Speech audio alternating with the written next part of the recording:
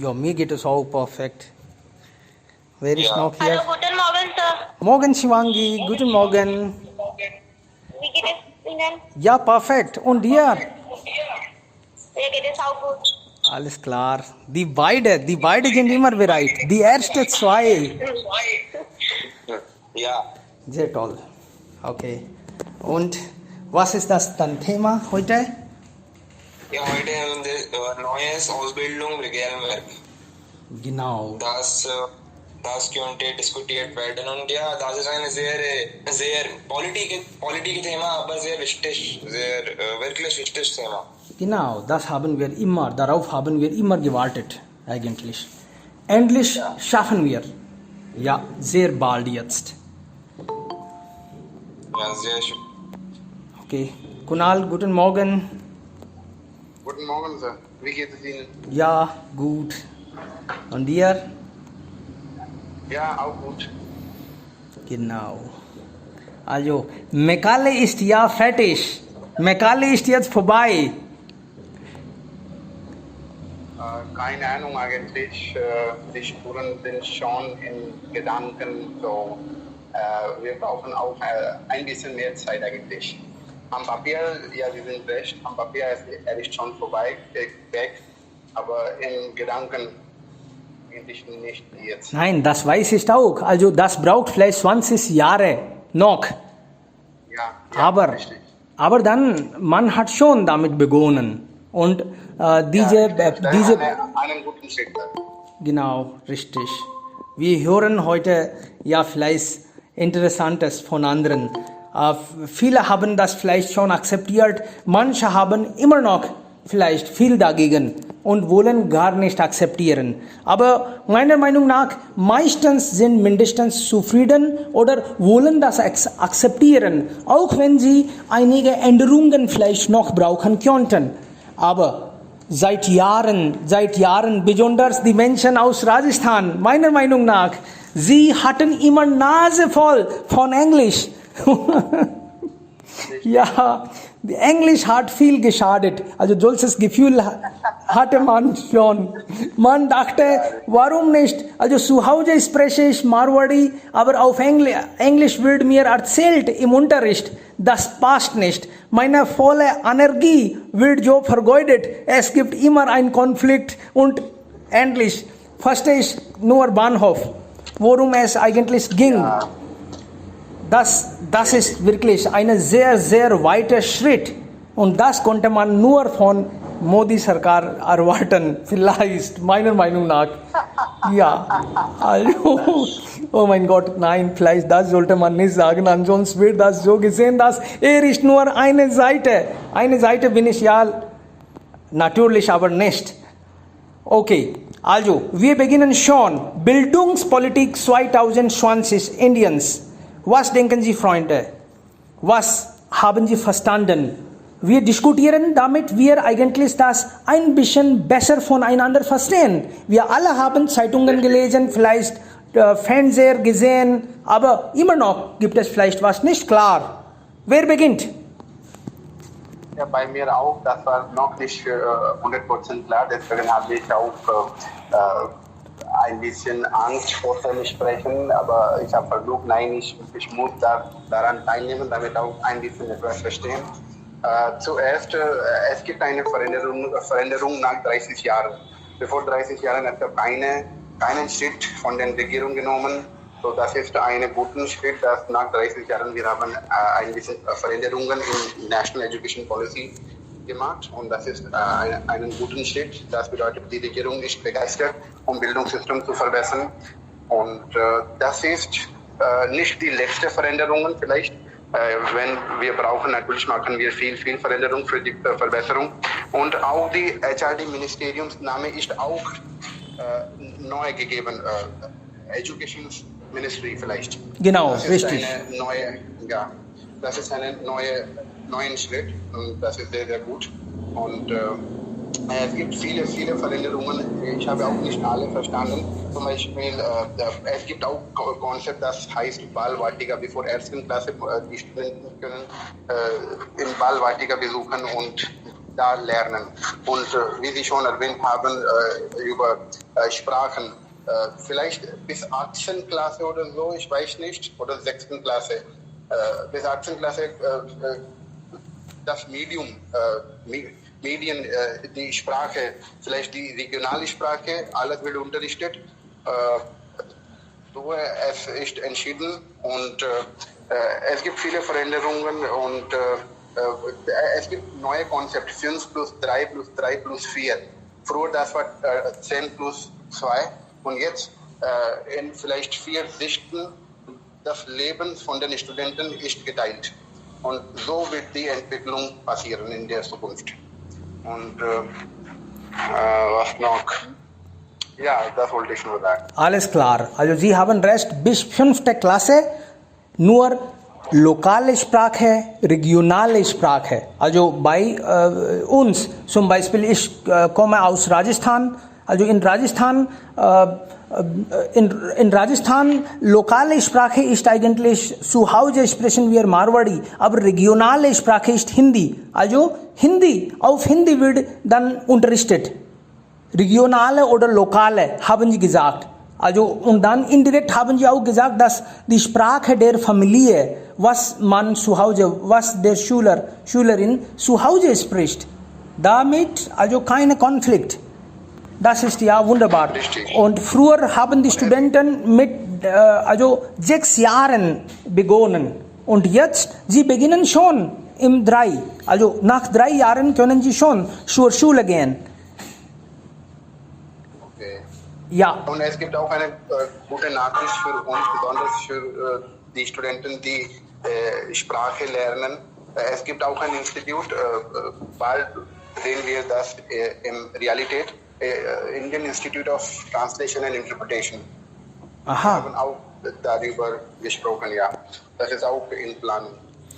Indian Institute of Translation und Interpretation. Interpretations. Ja, bald sehen wir auch Indic Skill and Entrepreneur Foundation. Ja. Warum nicht? Ja, hier kann man auch dann fremde Sprachen lernen. Also Deutsch, ja. Okay, gut. Also Skill wird dann eigentlich hauptsächlich wichtig. Bis jetzt war das Problem, dass man hat schon 12. Klasse gemacht und dann man weiß nicht, was jetzt weiter gemacht werden sollte. Das war so. Und auch wenn man also schon Abschlüsse gemacht hat, wusste man nicht. Man war einfach arbeitslos in meisten Fällen. Also kein Skill.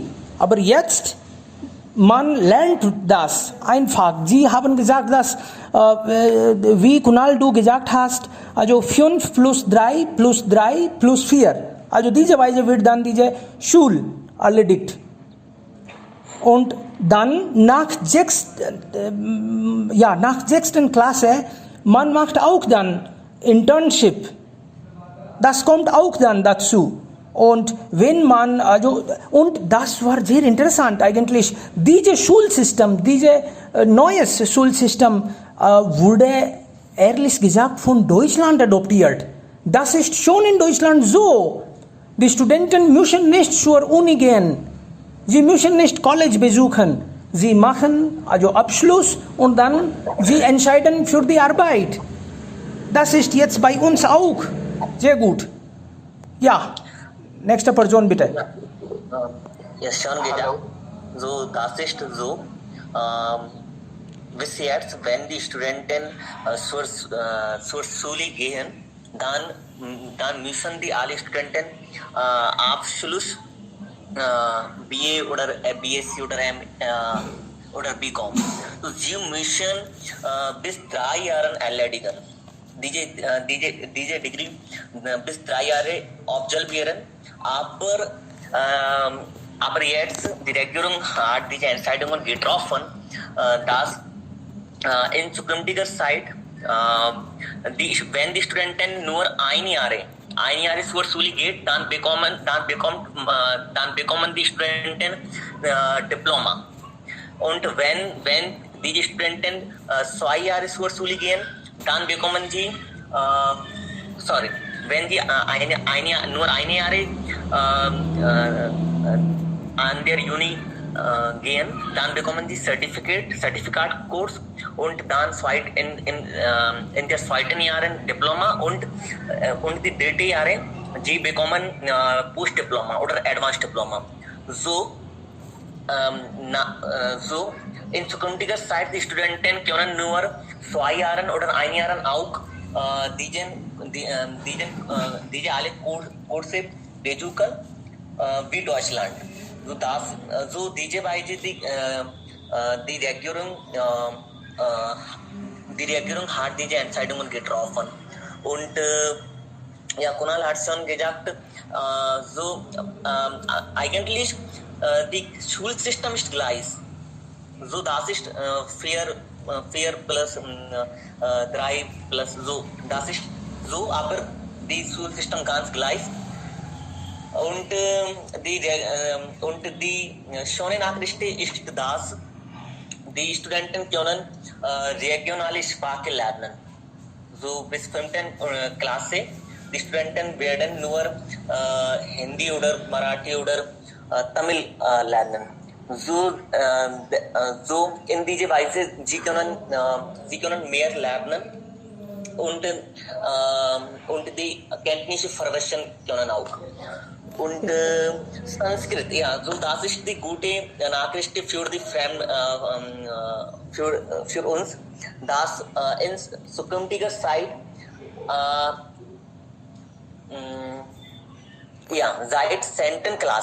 seit 10. Klasse die Schule können fremde Sprache auch auswählen. So die Studenten dann Deutsch oder Spanisch, sie können lernen und es wäre besser für die Alles klar. Deutsche lernen oder Genau. fremde Sprache lernen. Richtig. Also in Deutschland lernt man auf Deutsch. In Frankreich lernt man alles in Französisch, auf Französisch. Und bei uns lernt man leider auf Englisch. Das war ja ein Problem. Und die Schüler konnten das gar nicht schaffen. Das war ein großes Problem. Besonders in Dörfern. Und meisten von uns wohnen in Dörfern. Also das ist wirklich. Und du hast gesagt, das Schulsystem hat nicht geändert. Mein Gott, das ändert völlig. Wie kannst du sagen, das hat nicht geändert? Das ist total geändert jetzt. Oder das wird eigentlich. Jetzt beginnt die Schule nach 3 Jahren. Also in den ersten 3 Jahren lernt man also intensiv schreiben und lesen und auch Mathematik. Das lernt man in den ersten 3 Jahren. Bis jetzt war es so, dass nach 5 Jahren, also nach 5. Klassen, konnte man auch nicht richtig lesen. Also deshalb haben sie das intensiv so gemacht. Und bis 5 ist das dann Primärschule und danach 3 Jahre und danach noch 3 Jahre und dann 4. Diese Graduation dauert dann jetzt 4 Jahre. Ja, Schulsystem direkt. Es gibt zwei Punkte. Zuerst die Play School. So Play School, Kindergarten auch wie ein Schul. So wenn die Kinder Anganwadi, so Anganwadi ist auch wie ein Schul. Bis jetzt aber das ist nicht in Schulsystem abgenommen. So aber in zukünftiger Zeit so Anganwadi means Play School. So die Kindergarten auch wird wie ein Schulsystem oder genau. Es wird auch Und was ich verstanden habe, jetzt muss man auch nicht also die Prüfung jedes Jahr schreiben. Es gibt Semester. Also das heißt, man schreibt nicht am Ende des Jahres. Man schreibt also nach 6 Monaten, also zweimal die Prüfungen. Aber das ist auch nicht muss. UGC hat gesagt, dass wir brauchen Prüfungen also auf jeden Fall nach 5. Klasse, nach 8. Klasse und 10. Klasse. Andere ist ja schon egal. Wenn Sie die Prüfung also halten, könnten Sie. Aber das ist kein Muss. Und das Interessante, früher konnte man also entweder Handelwissenschaft, also Handel oder Science, Commerce und Arts. Also es gab bestimmte Fächer, die man einfach nehmen konnte. Wenn ich Arts-Student war, konnte ich nicht Wissenschaft, also Science nehmen. Aber jetzt ist das nicht ein Problem. Jetzt kann man alles auswählen. Es gibt ja Menge Freiheit. Man kann mit Mathematik auch dann Sprache lernen oder umgekehrt. Und das ist direkt mit Skill verbunden. Und Coaching-Institut haben jetzt ja nicht gut. Also früher war das so, man musste und diese Coaching-Industrie, das war ja rasant erwachsen. Aber jetzt wird das anders. Ja bitte, habe ich vielleicht Sie gestört. Es wäre besser. Ja, und die Studenten können, es gibt eine 4-Stufe in 10. und 12. Klasse. Wenn die Studenten Mathe oder Wirtschaft oder Arts nehmen, dann es gibt auch bestimmte Stufe, beispielsweise in der 10. Klasse. Viele Studenten können nicht die Mathe-Fragen überwinden. So, die Stufe von Mathe ist so hoch in der 10. Klasse. So, die UGC hat entscheidet, dass die Studenten können erst ein Fach, Mathe und Wirtschaft, diese alle Fächer, sie können nehmen und sie können schaffen auch.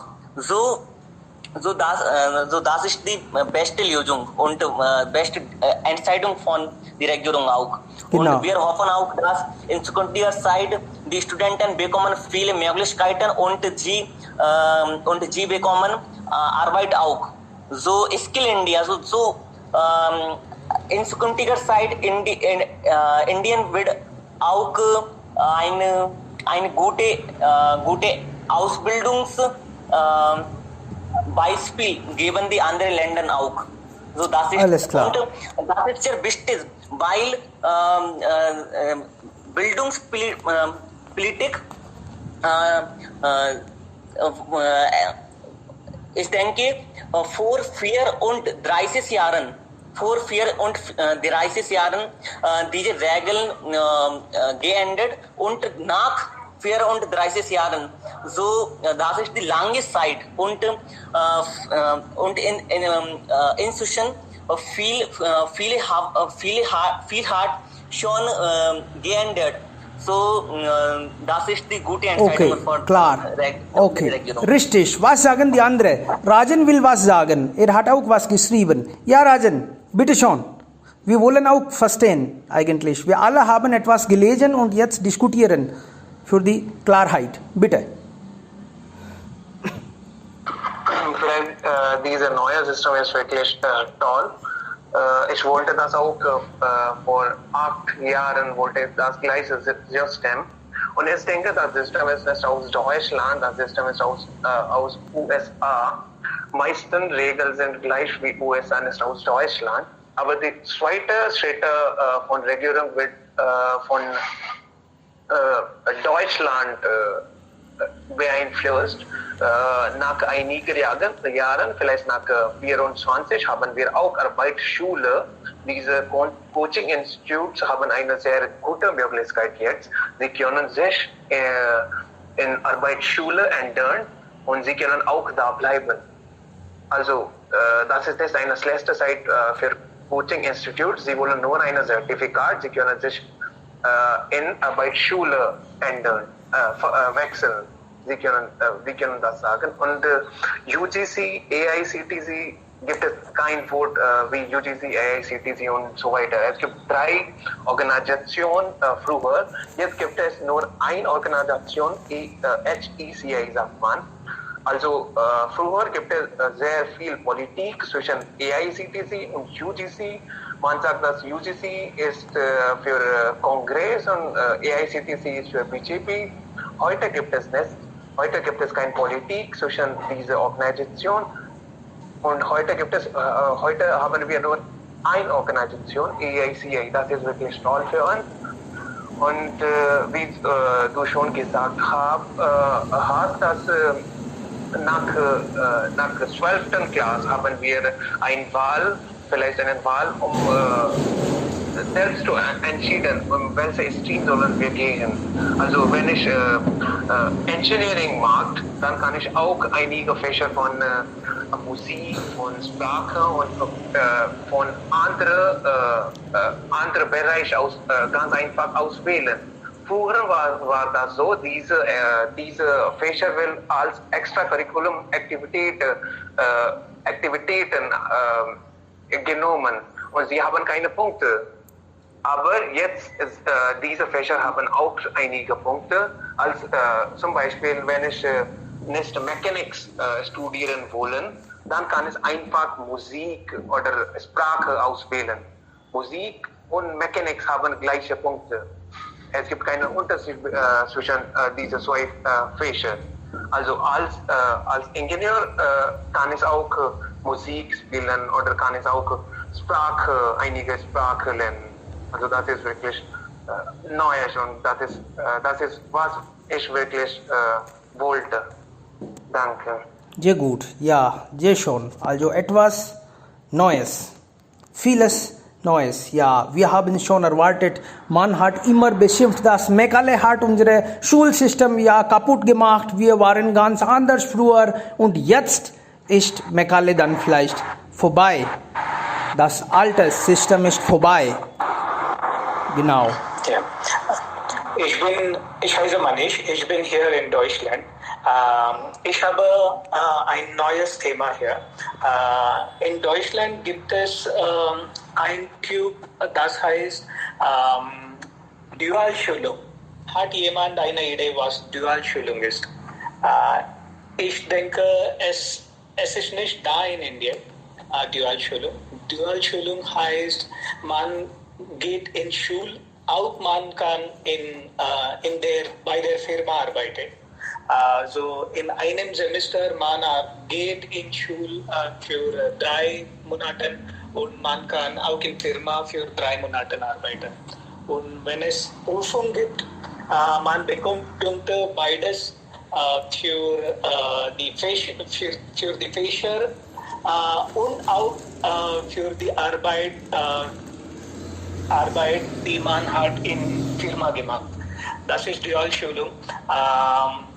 Jede Firma hat einige Plätze reserviert für Dualschulung. So jedes Jahr die Studenten von Dualschulungssystem kommt in Firma, sie arbeiten, sie studieren und nach 6 oder 8 Semester man hat Erfahrung, auch die Erfahrung und die Degree auch. Das ist ein neues Thema hier in Deutschland. Alles klar. Und wann beginnt das? Dualschule?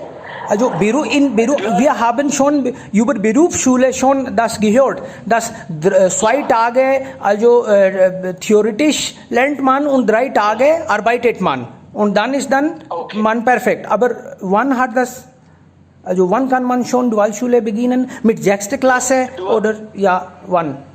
Ja, Dualschulung ist genauso wie unser Bachelor in Indien. Okay, so Dualschulung fängt ab 12 Standard an. Okay, nach 10. oder 12. Klasse meinen Sie? Ja, richtig. Nach dem 10. oder 12. Klasse. Okay, also dann ist dann wie Berufsschule, oder? Man lernt in der Firma auch und dann, das ist wie Berufsschule, oder? Ja, es ist genauso wie Berufsschule, aber man geht in die Schule für 3 Monate und dann kommt bei der Firma für 3 Monate. Aha. Berufsschule ist ein bisschen etwas anders. Okay. Das Thema ist ein bisschen gleich. Alles klar, okay, 3 Schule, also 3 Monate nur Schule und dann nächste 3 Monate nur Firma. Okay, interessant. Genau. Und früher war das so, in einer Woche 2 Tage Theorie und dann 3 Tage Arbeit. Okay, also das kann man, okay, richtig, das ist auch interessant. Hand in Hand geht. Also dann, nach der Schule hat man schon also Skill und Job. Das ist dann garantiert. Ja, sehr gut. Richtig. Alles klar. Also, wie finden Sie, Herr Gaikwad, wie finden Sie das über neue Bildungspolitik Indiens? Sie sind jetzt in Deutschland, als Sie das gehört haben, fühlen Sie sich auch gut? Weil früher, das war immer ein Problem. Früher bei uns war es so, dass wenn jemand auf Englisch, also English-Medium-Schule, sie wurden sehr hoch angesehen und hat man nicht viel davon gelernt. Andere hatten immer also Probleme. Ja, in Indien haben wir in unserer Muttersprache gelernt oder in Englisch gelernt. Aber hier in Deutschland habe ich gesehen, dass viele Studenten lernen nur in ihrer Muttersprache, das ist Deutsch. Okay. Wenn man in Englisch lernt, es ist etwas anders, aber es ist, die mehrere Masse studieren nur in ihrer Muttersprache. Okay. Und hier lernen Studenten Engineering oder Medizin oder viele andere Fächer oder Schulung nur in Deutsch. Und Englisch lernen hier als Fremdsprache, nur als Fremdsprache. Sehr gut. Und das ist etwas Besonderes hier, weil wir haben unser Engineering oder Medizin nur in Englisch gelernt. Wenn unsere Muttersprache ist etwas anderes. Wir haben unsere Schulung oder unsere Universität in Englisch gelernt und unsere Muttersprache können Marathi oder Hindi oder Gujarati sein. Okay. Aber hier man hat Muttersprache Deutsch und sie lernen auch und die Leute lernen auch in ihrer Muttersprache. Okay, alles klar. Jedes Thema ist sehr klar von Anfang. Genau, richtig. Also Rajan Sharma hat gefragt, wer hat das System geändert? Eigentlich dafür gab es ein Panel und Kasturi Rangan war dann, er leitete eigentlich. Und dann wurde daran gearbeitet. 3-5 Jahren haben sie einfach gearbeitet und jetzt ist das da. Also nicht eine Person, aber dann eine Gruppe hat daran gearbeitet. Ja, Sie haben ganz recht gesagt. In 2010 die Regierung wollten diese Bildungspolitik ändern und dann die Kasturba Rangan hilft dabei. Und es gibt ein Panel und sie haben viele Vorschläge gegeben und dann die Regierung hat diese Entscheidung getroffen. Genau. Ja. Und bis jetzt, also seit Kindheit, wir haben immer unser System geschimpft. Wir haben einfach gesagt, wir haben so viele Probleme. Bevölkerung ist ein Problem, Korruption ist ein Problem, Bildungssystem ist ein Problem. Und Gott sei Dank, jetzt sehen wir in diese Richtung und wir schaffen das. Das ist wirklich toll. Also ein nach dem anderen, die Probleme werden gelöst. Und das wird dann geschafft. Ja, Freunde, was denken die anderen? Wenn andere auch etwas gelesen haben, darüber sprechen, bitte, gerne.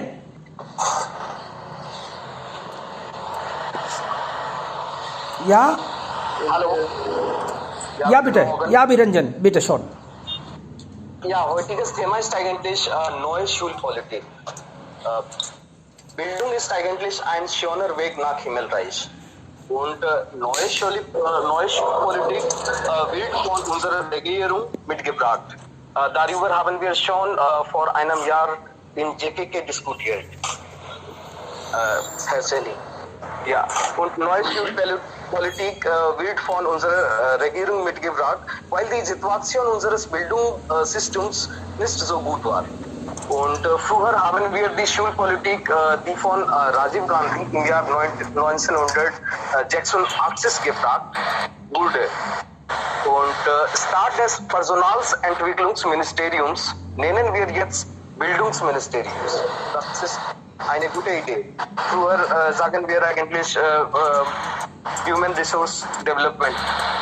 Und jetzt nennen wir Education Ministerium. Das ist ja gut. Und wenn Sie bei einer Firma arbeiten wollen, dann können Sie in 3 Jahren Ingenieurwissenschaft abschließen. Das ist ja gut. Früher müssen wir eigentlich 4 Jahre bei einer Universität lernen wollen. Und wenn man recherchieren will, dann kann man weiter lernen. Bis 4 Jahren eigentlich. Und es gibt keinen MPhil-Kurs. Und wenn Sie PhD machen will, dann müssen Sie eigentlich 4 Jahre lernen. Mehr 4 Jahre lernen. Und jetzt kann man die Zeugnisse für jedes Semester bekommen. Das ist eigentlich eine gute Idee. Zum Beispiel, ich nehme in einer Fachschule auf und nach einem Semester fühle ich mich nicht wohl. Dann kann ich einfach die Zeugnisse des ersten Semesters bekommen.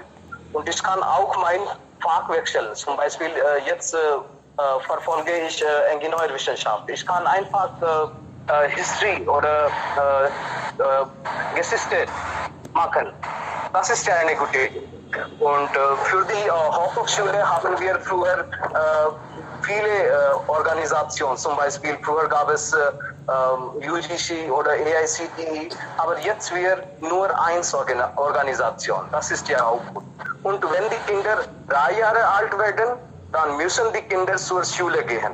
Und die Kinder können bis 6 Jahre einfach spielen, erlernen oder kreativ denken. Das ist ja auch gut. Und sie müssen keine Prüfung schreiben. Wegen der Prüfung haben die viele Kinder Schule verlassen. Und jetzt gibt es keine Prüfung, deshalb Kinder einfach in der Schule lernen. Ja. Und wenn die Kinder 7 Jahre alt werden, dann können die Kinder 1. Klasse besuchen. Und bis 2. Klasse müssen die Kinder keine Prüfung machen oder keine Prüfung schreiben. Und wenn die Kinder 9 Jahre alt werden, dann können sie die Prüfung schreiben. Die Kinder können die Sprachen auswählen. Zum Beispiel, es gibt verschiedene Sprachen, die in unserem Heimatland gesprochen werden, zum Beispiel Odia oder Marathi oder Tamil. Ja? Und bis 18. Klasse werden die Kinder auch Berufsbildung beigebracht. Zum Beispiel ich möchte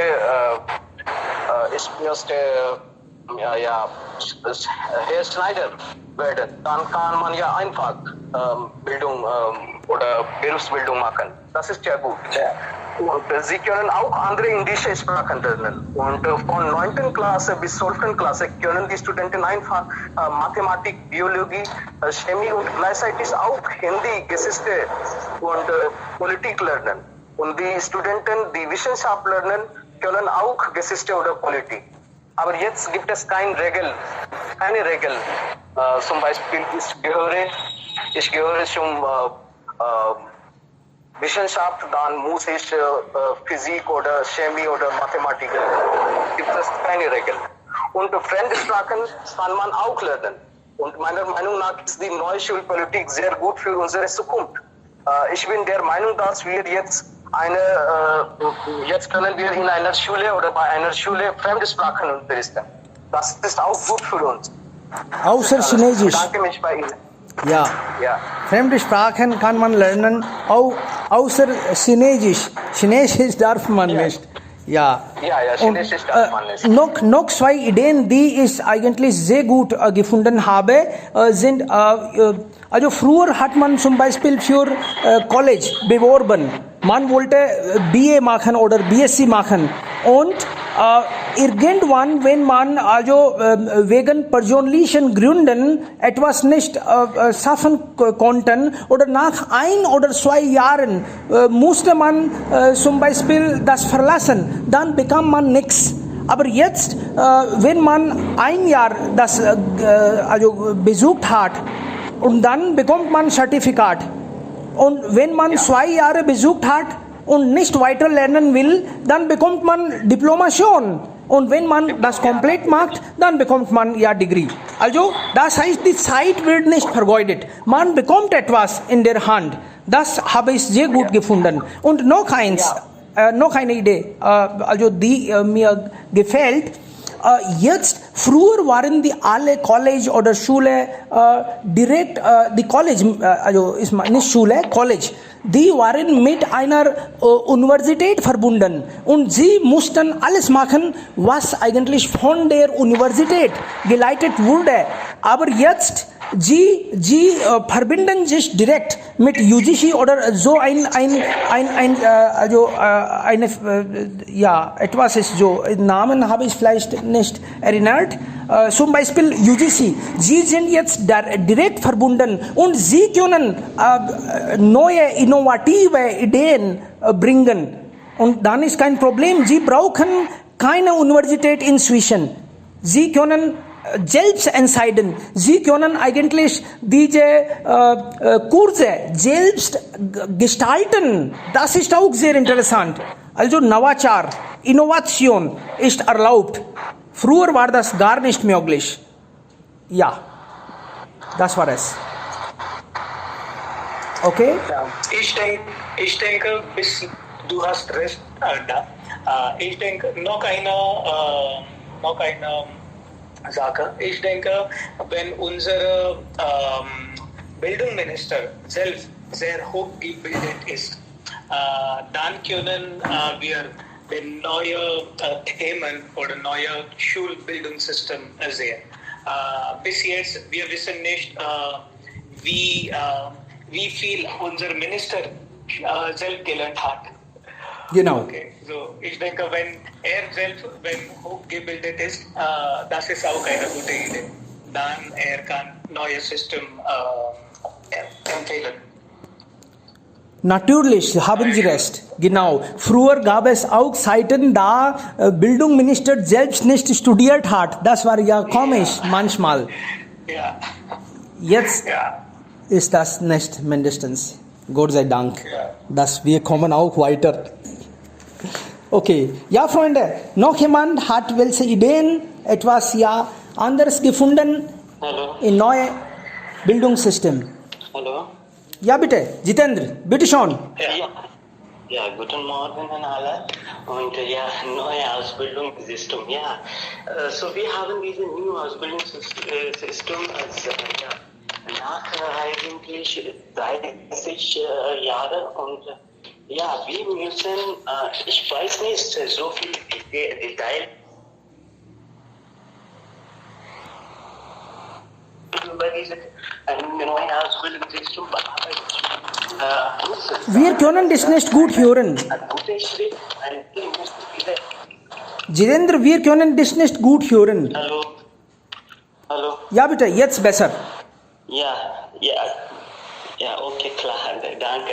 Okay, ich wollte sagen nur, dass ich weiß nicht so viel über diese neue Ausbildungssystem, aber ich muss sagen, dass wir müssen dieses System herzlich willkommen.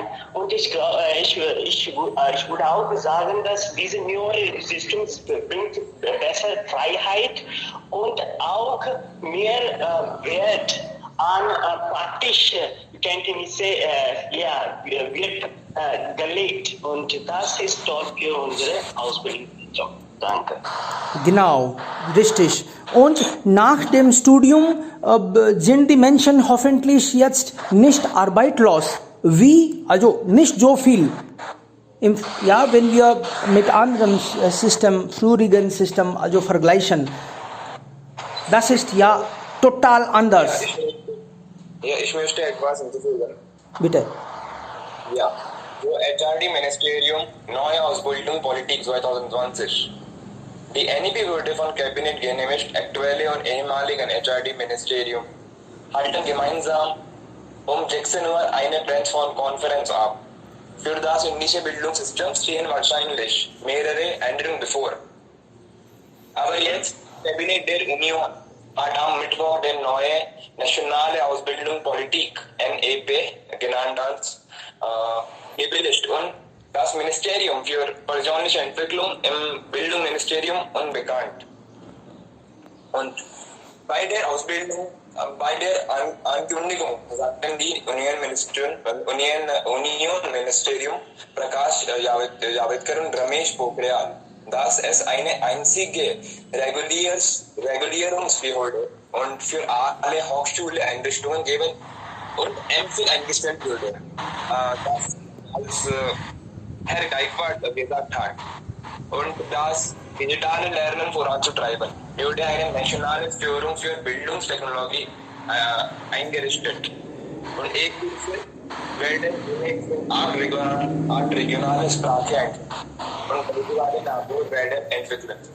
Und die 100 besten ausländischen Hochschulen dürfen in Indien einsetzen. Ja. Genau. Und jetzt gerade hat Rajan etwas geschrieben. Früher wurde nur 4,4 von GDP investiert und jetzt 6%. Das ist auch, ja, wirklich sehr gut. Ja, diese Anlage brauchen wir. Wir brauchen, natürlich. Seit 17 Jahren. Ja. Und dann Modi-Regierung, das ist nur möglich, weil Modi ist da. Also vielleicht andere können auch. Im Laufe der Zeit wird ja vieles geändert. Ja, wir respektieren Modi auch, aber andere denken auch. Aber vielleicht konnten sie nicht wegen einiger Kollegen das nicht, ja, in Tat setzen. Und früher hatte ich Angst, also inzwischen wurde das auch gesagt, dass jetzt muss man also überall von Kashmir zu Kanyakumari, alle müssen Hindi akzeptieren. Dann hatte ich das Gefühl, dass das geht nicht. Aber Gott sei Dank, das regionale Sprache, das ist wunderbare Ideen. Ansonsten hätte das ja gleiche Problem gehabt. Zum Beispiel, warum diese Menschen, die in Telugu oder andere Sprachen, Malayalam, warum akzeptieren sie? Für sie Hindi ist so schwierig wie Englisch vielleicht. Also das ist sehr gut, dass alle können jetzt regionale oder lokale Sprache nehmen. Das ist dann sehr, sehr positiv. Und alle sollten jetzt das akzeptieren, ohne Politik. Englisch regiert uns nicht mehr. So scheint momentan. Das dauert vielleicht noch 20 Jahre, aber so scheint momentan so positiv. Ja, wenn ich in Indien war, hatte ich gleiche Gefühl, dass wir müssen immer in Englisch lernen. Es ist nicht wichtig, dass Englisch ist unsere Muttersprache ist. Aber wenn ich bin hier in Deutschland, ich habe gesehen, dass vielleicht 80% Studenten lernen nur in Deutsch. Und alle Studenten sind sehr stark. Sie haben sehr klar Vision und sehr klar Knowledge. Okay. So ich habe gelernt hier, dass wenn man in seine Muttersprache lernt, es ist immer besser für die Zukunft. Okay. Und Deutschland ist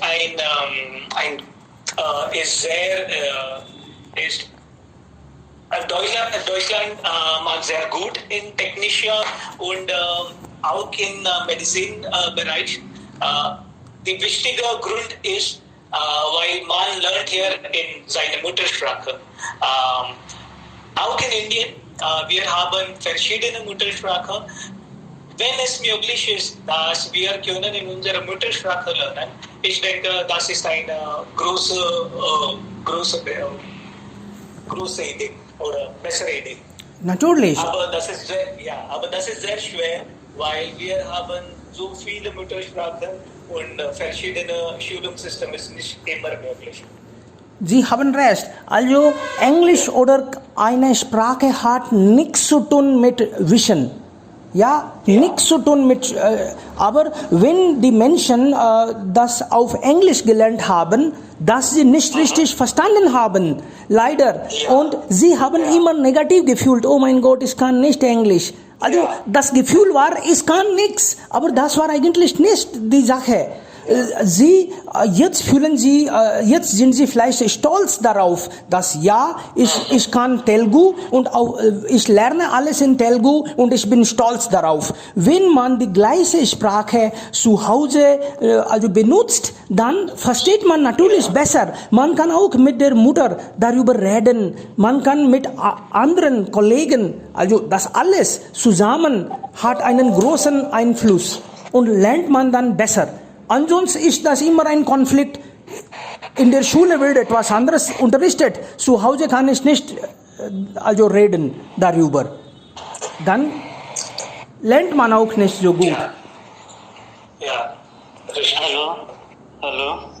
Ja, bitte, Gelot, bitte schon. Ich würde noch einen Punkt hier hinzufügen, dass jetzt Karrieremöglichkeiten wird direkt mit Ausbildungssystem verbinden. Früher das war nicht so möglich, aber jetzt das ist möglich und ja, wir haben so viele Bereiche, zum Beispiel Frisur. Sie hat keine so mit Ausbildung zu tun. Aber jetzt mit Ausbildungssystem, diese Neusystem, man kann mit Ausbildung kann einfach verbinden und dann macht diese Internship machen und dann kann etwas diese Möglichkeiten schaffen. Und früher eigentlich Kongress war in der Regierung, aber dieses Schulsystem und das alles wurde von Marxist übernommen.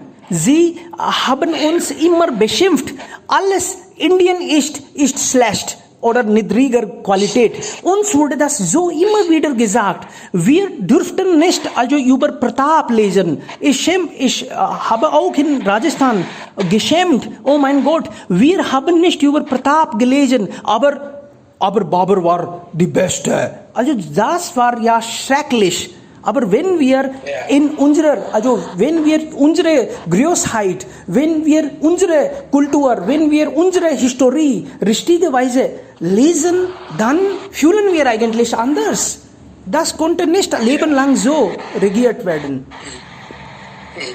Deswegen die Panel von Kasturba Rangan, die haben nicht diese Entscheidung getroffen, nicht nur die. Eigentlich die haben die bekannte Personen getroffen in unserem Land und ein von dem ich weiß auch, so heißt Acharya Vidyasagarji und er hat auch ihre Vorschlag gegeben und sie haben akzeptiert. So das es freut mich sehr und ich denke, es gibt eine Person, wer Bharat Ratna bekommen hat und er ist die zweite Person, wenn Vorschlag diese Panel akzeptieren haben. So er sagte, diese Panel, bitte formulieren Sie unsere Kultur, unsere Sprache und unsere Mentalität, Sanskar. So bitte, die Kinder, die Studenten sollten so weise und sie sollten nicht nur die Geld verdienen, sondern die Studenten sollten auch Sanskar lernen. So, das freut mich sehr und ich denke, in 6. oder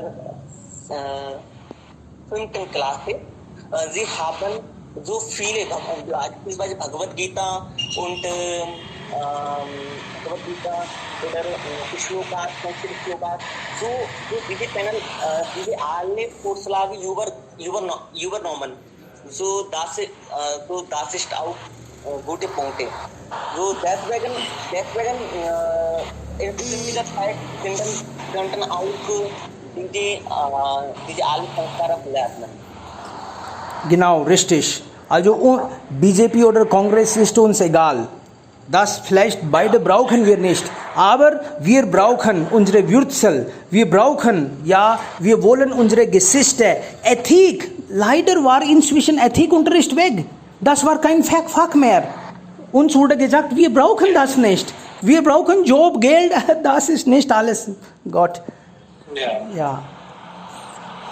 Okay. Und ich denke auch, dass jede Schule jetzt eine Fremdsprache haben muss, weil die Kinder lernen Fremdsprache sehr schnell als Erwachsene.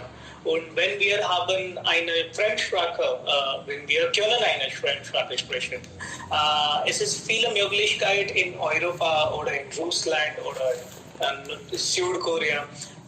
Es gibt sehr wenige Menschen hier und viele Jobs, aber nur weil wir ihre Sprache nicht sprechen können, wir bekommen keinen Job hier oder es ist schwer, einen Job zu haben hier. Aber wenn ich kann besser Deutsch sprechen, ich habe sicher einen Job hier.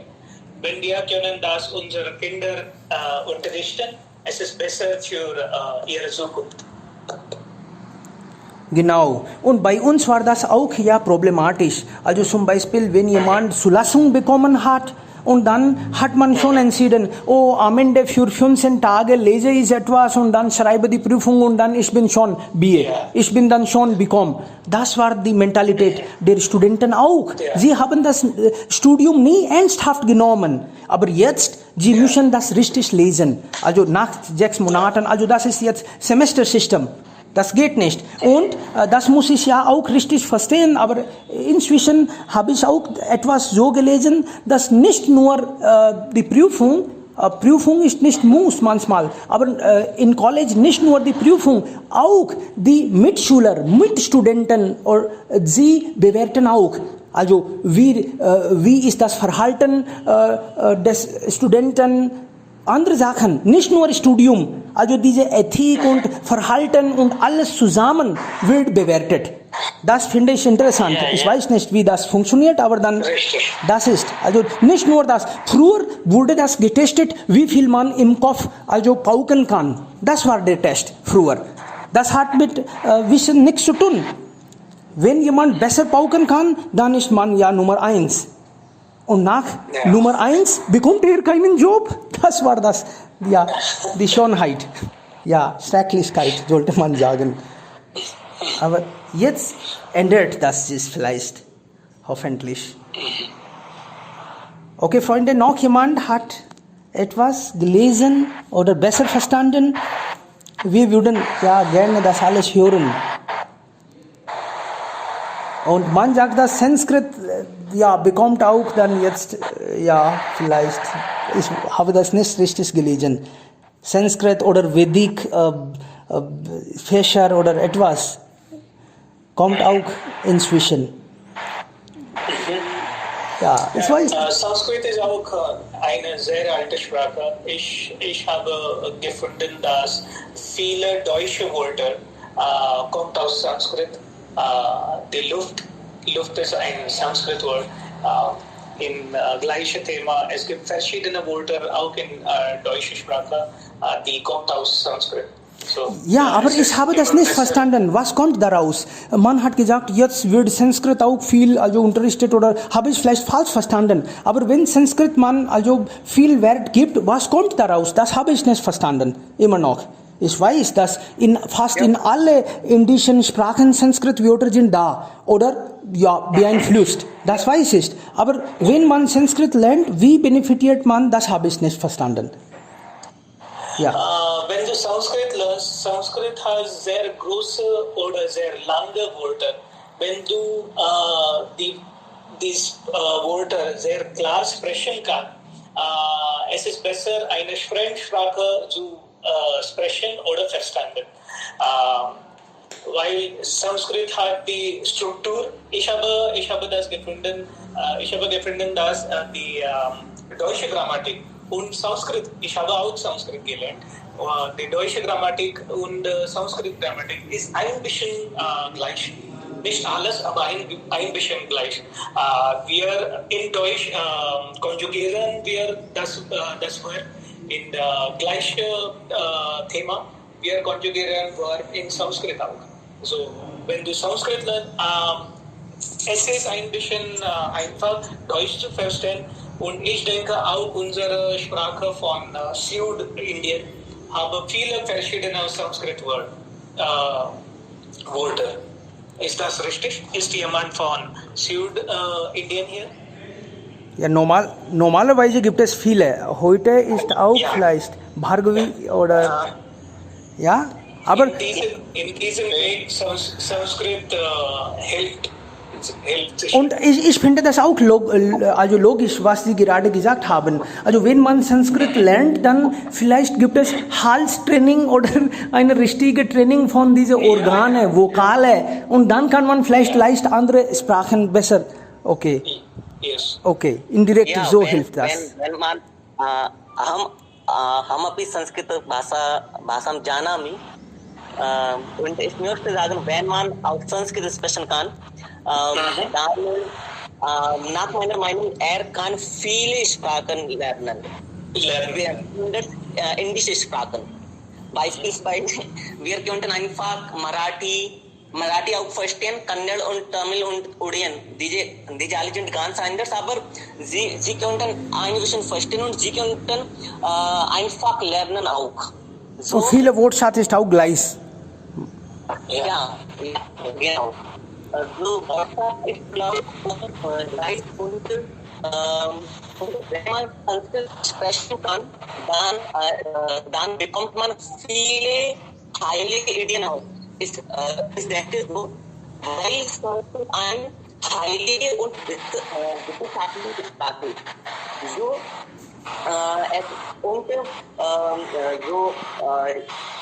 Sie haben schon gesagt, wenn man Sanskrit spricht, dann Aussprache. So, man kann natürlich gute Aussprachen lernen kann. So, Alphabet ist ganz anders in Sanskrit. So, Pronunciation, Aussprache ist ganz anders in Sanskrit. Es gibt 3 Sa. In Nordindien, ich kann nicht 3 Sa sprechen, nennen. Das ist schwierig. Das ist sehr schwierig für mich. Ritik, ja, ich denke, etwas ist auch noch übrig. Ich erinnere jetzt, also ich habe diese Bildung, Politik ein bisschen gelesen, also da gab es auch so, früher haben wir zum Beispiel 5 Fächer studiert oder sowas. Jetzt kann man viele Fächer. Zum Beispiel, es wurde empfohlen, dass wir können vielleicht einige Fächer für einige Semester lesen oder studieren, damit wir dann eine große Menge Wahl haben. Bis jetzt war es so, man hat nur 3 oder 4 Fächer bis 8. Klasse oder gelesen, zum Beispiel SST oder Science, Arts, also einige Fächer waren da, nur 3, 4, 5. Aber jetzt können Sie vielleicht in diese 3 Jahren vielleicht 20 Fächer. Sie können, dann haben Sie eine gute Wahl. Was wollen Sie dann später? Wenn Sie für ein Semester auch, für 2 Monate oder 3 Monate, Sie lesen etwas, zum Beispiel ein Handel, zum Beispiel etwas. Ein bisschen lesen Sie in ein Semester und dann diese Weise können Sie 20 unterschiedliche Fächer lesen, ein bisschen verstehen, damit Sie später das als Wahl nehmen könnten, vielleicht. Hallo? Ja, bitte. Ich stimme dazu total, was gerade gesagt hat. Und es wäre toll, wenn ihr kann täglich mit uns mitnehmen, ja, teilnehmen, ja. Ja. Ja, Manish, das hat uns ja sehr gut gefallen. Sie und auch Ihre Freunde könnten ja gerne mitmachen. Das freut uns. Dann bekommen wir auch aktuellste, was in Deutschland passiert gerade oder sowas. Okay. Ja, ich habe gesehen, dass auch in Deutschland die Schulung ist nicht so stressig als uns. Okay. Hier die Schulung ist sehr einfach oder es gibt weniger Fächer. Aber ich habe auch gesehen, dass in Indien haben wir so viel Fächer da in Restas. Aber wenn wir in Indien lernen, wir haben so viel Fächer gelernt,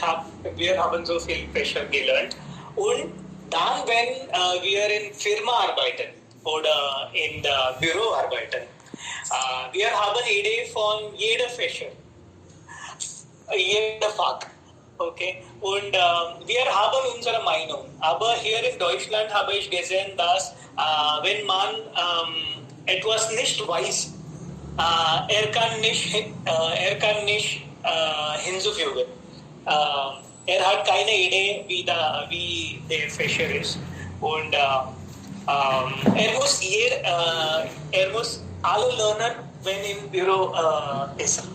Okay. Aber in Indien habe ich gesehen, dass wir haben so viel gelernt und wir wissen etwas von jedem Fach. Und so das ist ein Unterschied zwischen Indian Studium und deutsches Studium. Ja, genau. Also hier spricht man über alles.